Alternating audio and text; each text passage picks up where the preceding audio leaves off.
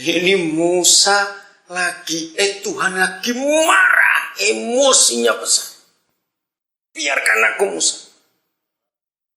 Dalam emosinya itu, Musa datang. Penyembahannya, ingat ini, penyembahannya itu bisa melunakkan hati. Murka seperti itu, lunak hati. Saya kagum pada ayat 10, saudara. Kalau Musa berkata, jadilah kehendakmu seperti yang kau katakan, maka enggak ada Israel di dunia, adanya Musail. Betul enggak? Karena dari kamu aku akan buat bangsa baru. Kalau enggak anak-anak Israel, karena anak Musa namanya Musail buat saya. Betul enggak? Tapi Musa tahu. Nah, ini cara dia menyembah. Oke? Maka itu dalam penyembahan kita harus tahu hukum-hukum. Karena Musa itu seorang pembela, seorang pengacara. Membela Israel yang dimurkai itu. Mengapakah Yahweh murkamu bangkit terhadap umatmu yang telah kau bawa keluar dari tanah Mesir dengan kekuatan yang besar dan dengan tangan yang kuat? Nah, 12 mulai. Mengapakah orang Mesir akan berkata, ini ajakan, hei, lihat itu, dia yang membawa keluar dengan maksud menimpakan malapetaka kepada mereka dan membunuh mereka di gunung dan membinasakannya dari muka bumi.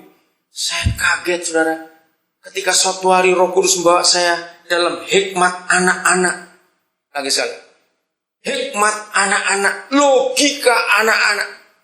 Begitu saya pesan kepada semua saudara, belajarlah Alkitab, setiap kali mempelajari pakailah logika anak-anak. Jangan logika teolog, makin mumet firman itu kau pakai logika teolog. Amin. Begini logika anak-anak. Saudara lihat ayat 11. Siapa pernah lihat ada seorang mama bawa anak kecil ke supermarket, terus anaknya minta mainan gak dikasih, terus nangis. Terus mama bilang, malu dilihat orang, malu.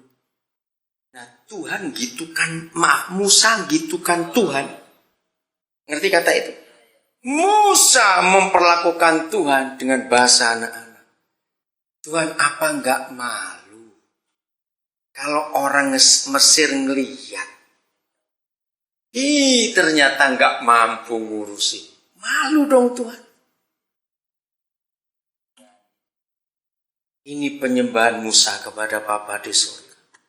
Kenapa? Berani, benar. Kenapa berani? Karena akrab. Kenapa akrab? Karena bergaul. Kenapa bergaul? Ya karena menyembah itu tadi.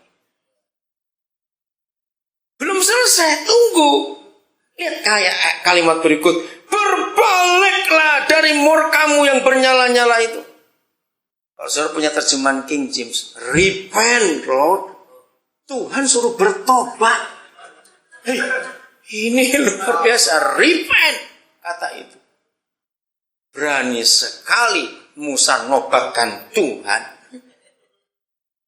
Berbaliklah dari murkamu yang menyala-nyala itu. Dan menyesal. Tuhan suruh nyesal lagi. Karena malapetaka yang kau datangkan pada umat.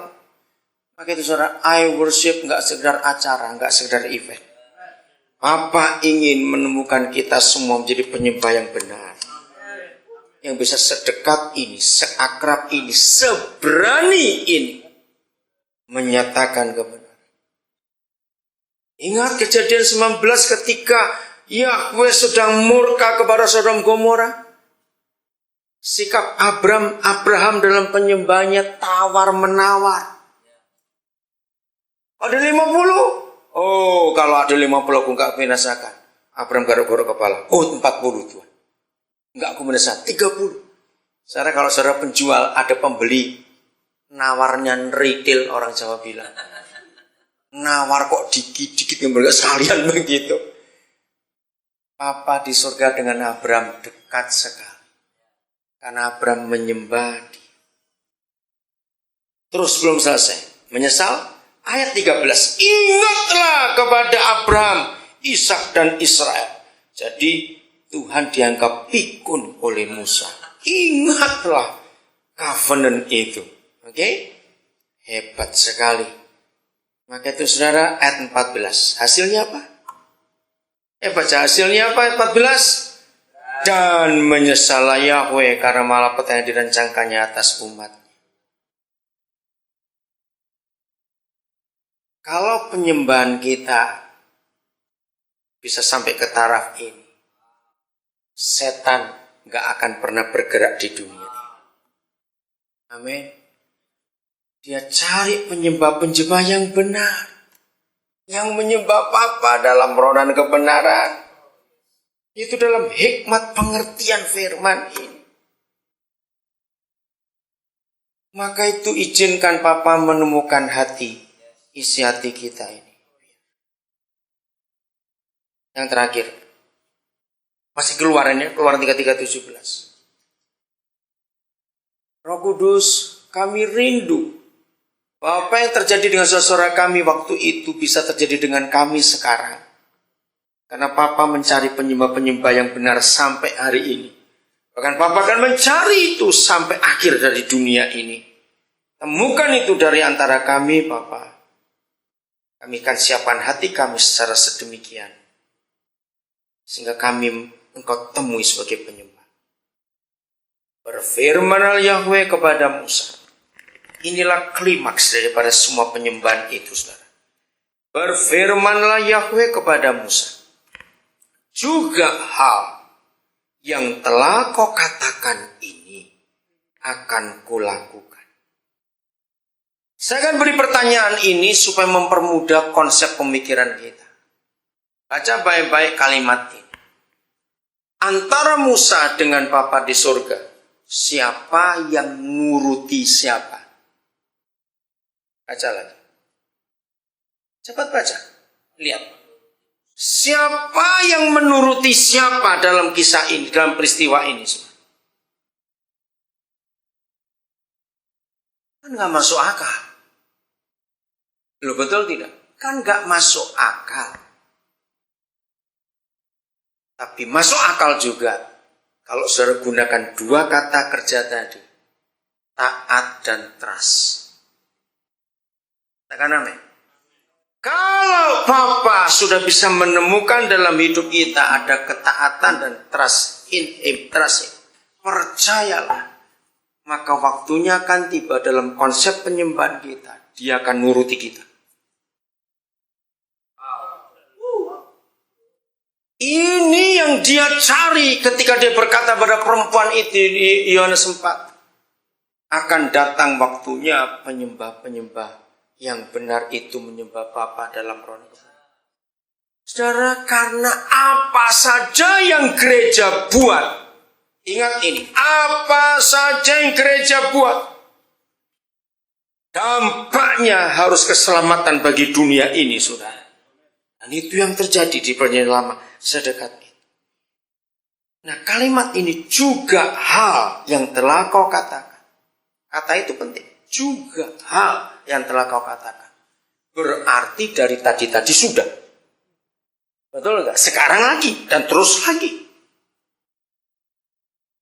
Saudara, dua saja syaratnya.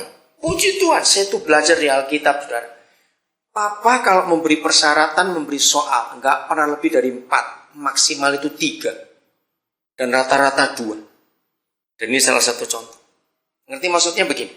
Kalau saudara ingat Matius 11 ayat yang ke-29, belajarlah kepada aku. Berapa soalnya? Soal gini kok enggak jawab dulu, gimana sih? Heran saya saudara itu. Sudah begini kok enggak jawab. Kalau enggak sih ini ngapain begini nih? Berapa soalnya? Apa?